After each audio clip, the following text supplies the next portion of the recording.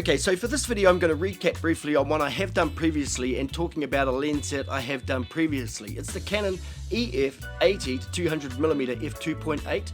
Now the reason I'm going to recap on this is because the last video I recorded on this was 1 minute long. It was just for Instagram, and so I've had a couple of messages to embellish a couple of areas and speak a bit more about this lens. I will say right at the start now, I don't have that lens anymore because I have on-sold it, and I sold it through TradeMe. I got exactly the money back that I paid for it, and in the meantime I have now moved on to the Canon 70-200mm f2.8 IS. This is the version 1. Okay, so in order to get started, we'll just have a quick look at the video I recorded previously, and then I'll just jump in at certain parts and expand a little bit on some of the things that we talk about. Okay, so let's get started. Just dropping in to give you a tip about photography that's helped me. And if you're shooting with Canon, at one point you've probably thought to yourself, hey, I'd love to get your hands on the 70-200 f2.8 telephoto lens. It's an amazing lens. The thing is that it will run you into, around here, even secondhand, upwards of $1,500, maybe even a couple of grand if it's in mint condition. Brand new, well beyond that. I found out there was another lens that Canon did, and it is an older lens, but it does have the highly coveted f2.8. It is the 80-200 f2.8L, also known as the Magic Drainpipe. First up, I will mention it's not with... Okay, so I'll just cut in here briefly to talk about the lens itself. Now the Canon 80-200mm f2.8 lens is a mostly all metal body, but of note is it does not have weather sealing. There's no weather sealing gasket behind the metal mount at the back, and there's no weather sealing anywhere else on the lens. I used my copy in very, very light rain, but I was quick to put it away knowing that it didn't have that protection in it. So that was a little bit of a downer because, you know, I live in Wellington, and one thing about Wellington is inclement weather comes with the territory. Now to note, the lens is pretty heavy. It's about 1.3 kgs, but it is actually lighter than the 70-200s, which come in at about 1.4 or thereabouts. So it's a little bit lighter, but the weight difference is not really too noticeable. One thing I did notice about it is because it is an older lens now, and the copy I had may not have been old, it was in excellent condition, but the body is quite clunky and bits tend to move around and knock against each other and that sort of thing. But overall, in terms of the build quality, it's just built like a tank, you know. It really looks strong and durable and heavy duty. There's just one switch on this lens, and we can see it here. It's the manual or auto focusing mode selector switch, and you can have it on manual focus, or you can switch it into auto focus, and you've got distances there where it focuses from 1.8 meters out to infinity, or from 3.5 meters out to infinity. Did I say millimeters back then? If I just said millimeters, I meant meters, but I very seldom use the 3.5 meter focus limiter, but although I understand the reason for it is to stop the lens from pulling back onto focus to objects that are closer to you, particularly if you're looking at shooting at a longer hyperfocal range. Okay, let's see what else I mentioned in this. It's f2.8. It is the 80-200 f2.8L, also known as the Magic Drainpipe. First up, I love that nickname for the lens, you know, the Magic Drainpipe. It just really adds character and a bit of history and a bit of mystery to the lens, you know. And it actually does look like a drain pipe, but one thing I will agree, it is absolutely magic. I mean, if you compare it to the 70-200 2.8, which I have now, in terms of the image quality, I mean, it's very, very difficult to tell them apart, and I will show some photos from the lens at some point, and if I can try and find some that I'll be able to compare them to, in a fair comparison, I'll pop some up from the 70-200. I will mention it's not weather sealed, and it doesn't have the IS, but there again, not all. Okay, I already talked about the weather sealing, but I did mention the image stabilization there and the lack of it. Now, in total honesty, that was the whole reason why I moved this lens on and jumped to the 70-200. You know, if you're talking about build quality, you don't need to shift up. If you're talking about the image quality, you don't need to shift up. If you're talking about the weight, well, it's a lighter lens. If you're talking about the way it looks and its style, come on, man, this is a black lens. It's a beautiful black lens. I don't understand these white lenses myself. I don't understand them myself. Do you understand that? Why they're white? Cream or off yellow or whatever color they're supposed to be? I don't understand it. Anyway, this is a black lens. It looks really cool. This one's got that beautiful red line at the end, and it just pops. There it is.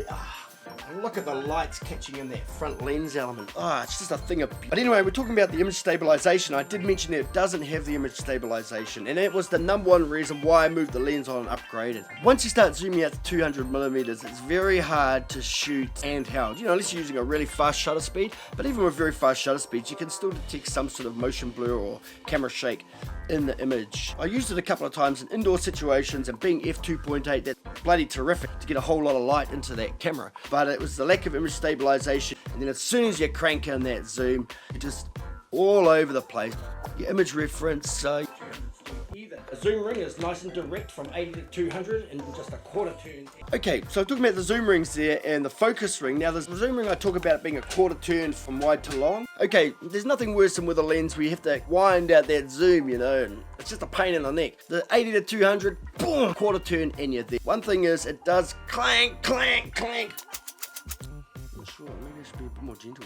So it does clank and clank and that sort of thing, so it is quite an audible lens to be used. And I also talk about the focus ring moving in just a quarter turn as well. That is a real bonus. I find on my copy of the 70-200, it's got quite a long travel to get from infinity.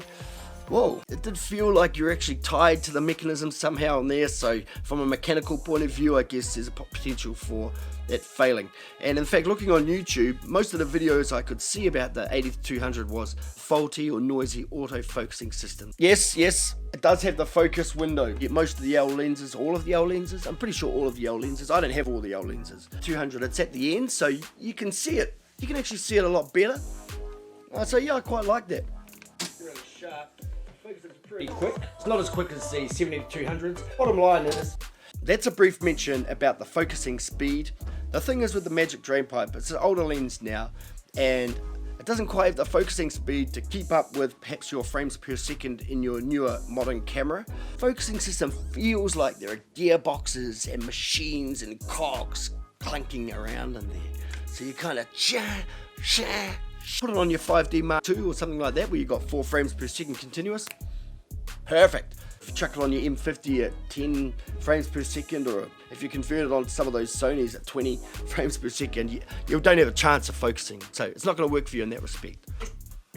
Bottom line is, I picked this one up for $700. Now we get to the most important thing about the 80-200 millimeter f2.8 Magic Drainpipe by Canon.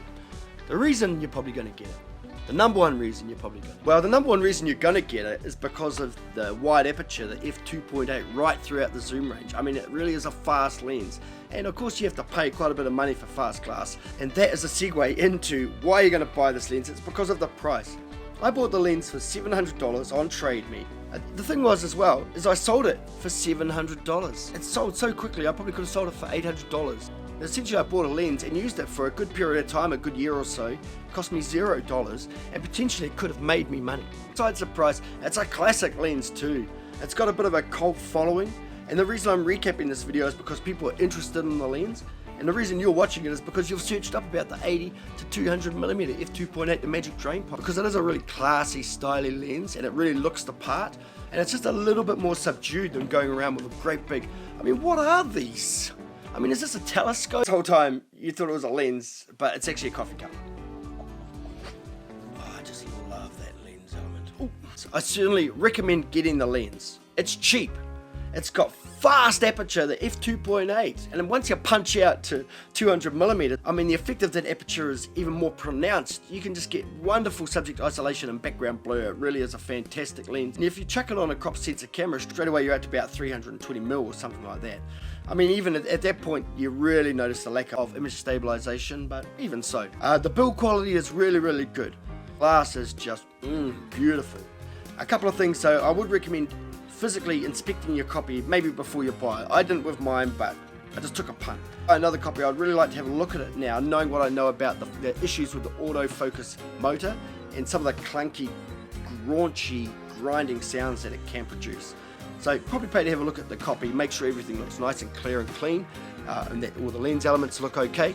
The other thing is it is an internal focusing barrel, so like the 70-200 and plenty of other lenses, all of the zoom and focusing movements occur within the entire barrel, so there's no extension or projection of any other lens element. It does have a lens hood, which looks really weird on it. Actually, the lens hood wasn't quite long enough. It didn't seem as though it was going to really provide a lot of peripheral light control. Yes, I would recommend getting the lens. The price is right, the aperture is right. Check the autofocus is quiet and smooth. Check the zoom ring, it's tight and direct, and just make sure the body is all stitched together nice and firmly and your glass looks good, and I think you're going to have a great time shooting with this lens. In fact, I know. If I'm on the right track, leave your comment below.